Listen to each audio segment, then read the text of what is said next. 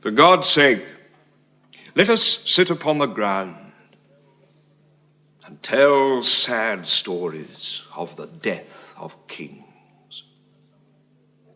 How some have been deposed, some slain in war, some haunted by the ghosts they have deposed, some poisoned by their wives, some sleeping killed, all murdered.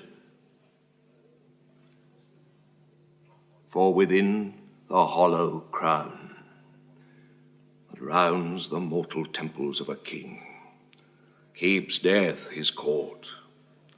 There the antic sits, scoffing his state and grinning at his pomp, allowing him a breath, a little scene, to monarchize, be feared, and kill with looks, infusing him with self and vain conceit, as if this flesh which walls about our life were brass impregnable. And humoured thus, comes at the last, and with a little pin bores through his castle wall. And farewell, King.